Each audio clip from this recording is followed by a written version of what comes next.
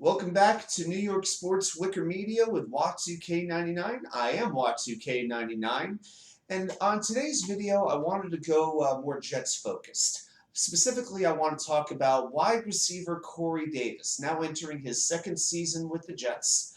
You know, there's been a lot of internal debate amongst Jet fans. Can we trust Corey Davis? Is he a free agent bust? It really goes back and forth. So I wanted to take some time. I've already written the article for Green Bean. It's available, I believe, on his website. It's also available on my personal blog, NY Sports Wicker Media, just like the name of this channel, .blogspot.com. And you should have the link in the description where I'm going to be posting all kinds of sports-related articles. And I wanted to take the information from that article and present it here in video form and make my case about Corey Davis. I am known as a pretty hardcore Corey Davis defender, and today I want to elaborate on why I have that stance. I'm also going to address a couple of criticisms that I've seen of Corey Davis, and we're going to take a look at those and see how much water those particular criticisms hold. So I'm not afraid to go after those criticisms and take a look at them. I'm not going to run from them. I'm going to respond to them. So there's quite a few Jets fans that I have seen who are thinking of Corey Davis as the fifth wide receiver on this team, behind Garrett Wilson, Elijah Moore, Braxton Berrios, and even Denzel Mims. Can you believe it? Denzel Mims, rated ahead of Corey Davis. Wake me up when Denzel Mims catches his first regular season touchdown for the Jets, because in 2 years he's still yet to do that. Even Stephen Hill caught a couple of touchdowns in his career, okay? And I want nothing but the best for Denzel Mims, but he has to show me that he can be trusted, and I'm not ready to trust the man just yet. I want to, I'm just not ready to. So I'm not here to make an argument that Corey Davis is a number one top flight wide receiver like a Mike Evans, a Stephon Diggs, a DeAndre Hopkins, but I am here to make a case why Corey Davis is a legit starting wide receiver in this league. So let's get into this a little bit. Now, Corey Davis, before coming to the Jets, spent 4 years playing with the Tennessee Titans. And many of his stats did increase steadily during those 4 years. So let's take a look at these stats, okay? So 2017, he played 9 games, 34 catches on 65 targets, no touchdowns. So not very exciting from a first-year wide receiver.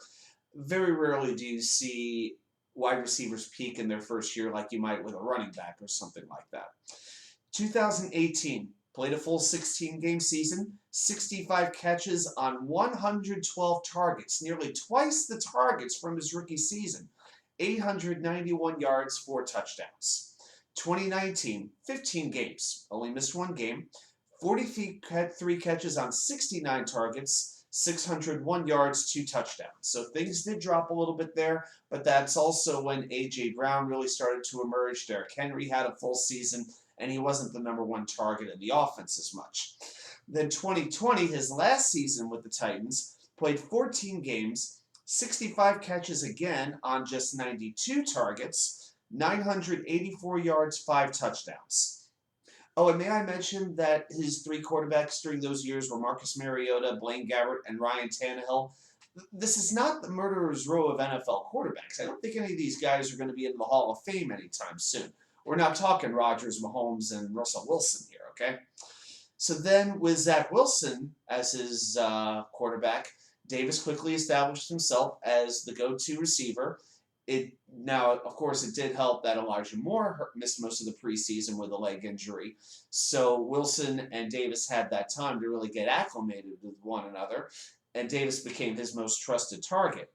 And also Michael LaFleur, as the offensive coordinator, was really figuring his way out, figuring out what he had in different players, figuring out what formations he could really run.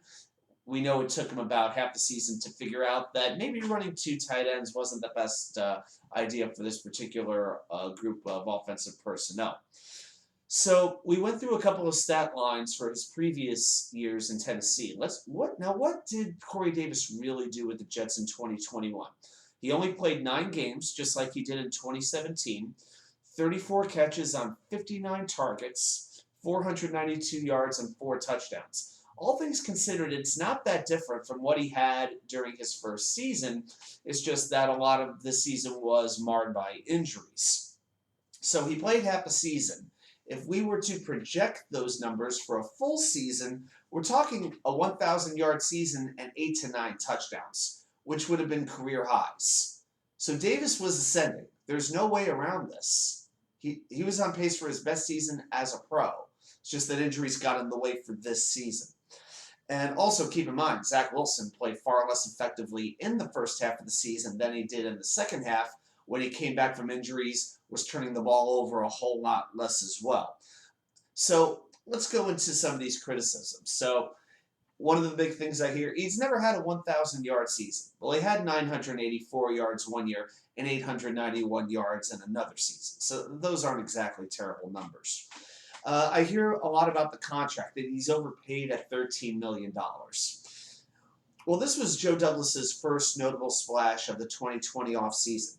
He signed Corey Davis to a 3-year, $37.5 million contract. It's averaging to about $12.5 million per year. Plus, there's a team-friendly opt-out after this coming season, after the second season, if it doesn't work out. This is not a Tremaine Johnson contract or a Sam Darnold contract where they would be in cap hell for a couple of years. So let's look at some other wide receivers around the league and see what they're making.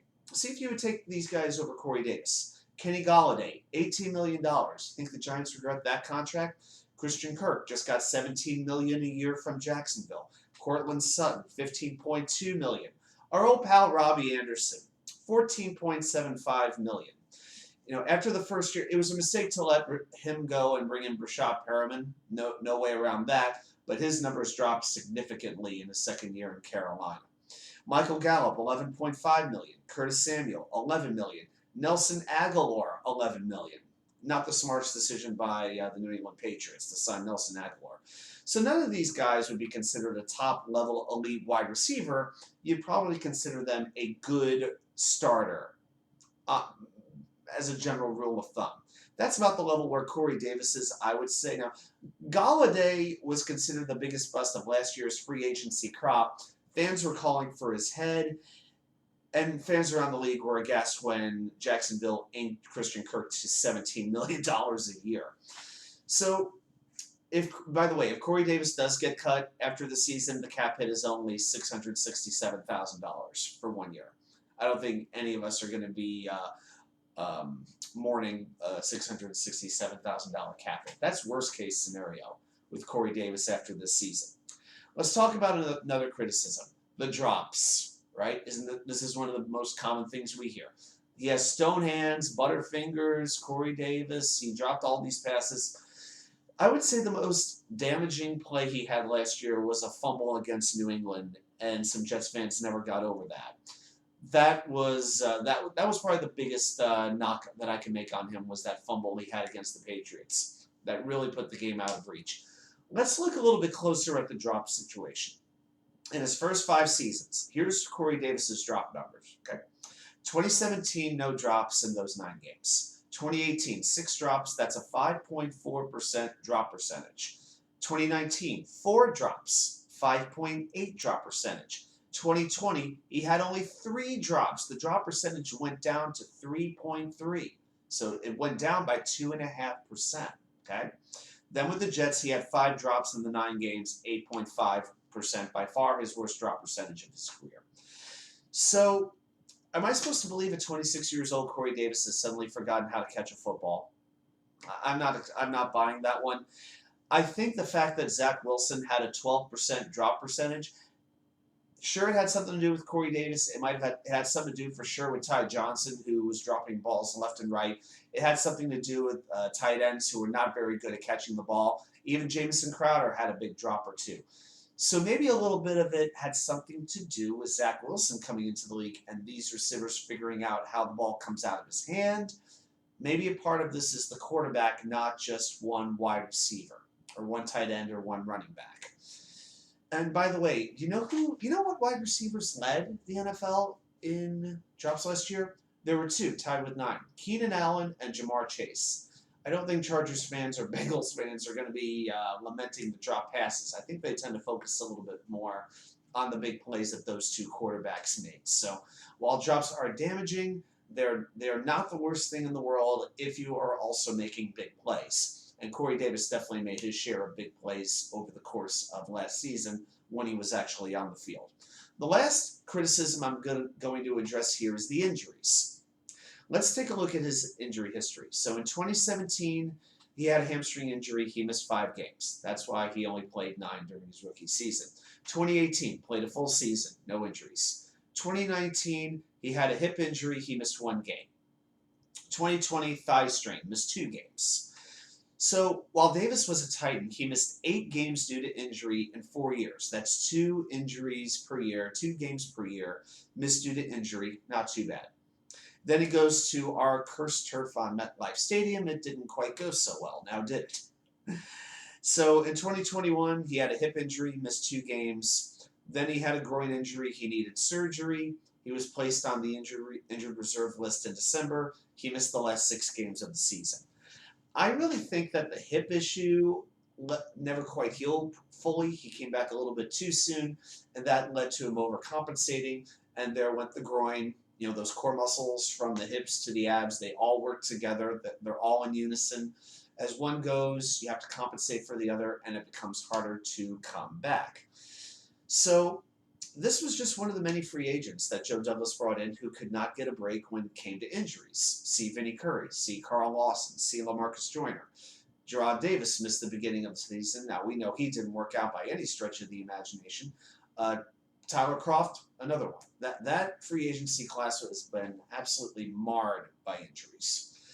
So what's the overall feel about this? Corey Davis is no scrub. Drops are not going to define his Jets career, I don't think. This is a 6'3", 209-pound wide receiver who runs routes well, who has been steadily increasing his production in the NFL, getting better and better and better. I think Corey Davis is very similar to Wayne Corbett or Eric Decker in that he thrives when there's a very good to great wide receiver on the other side of him. Now, he had that with A.J. Brown in Tennessee. But Wayne Corbett was at his best when Lavernius Coles was across from him. Eric Decker was at his best when Brandon Marshall was across from him.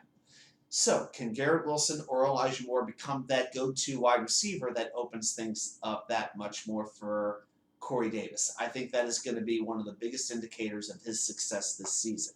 So if Elijah Moore can have a full season on the field, like we all need him to, I think it is going to make Davis look that much better with the targets that he does get. He might only get 5, 6, 7 targets a game, but I believe he will make the most out of those targets when you throw in all these other weapons on the field.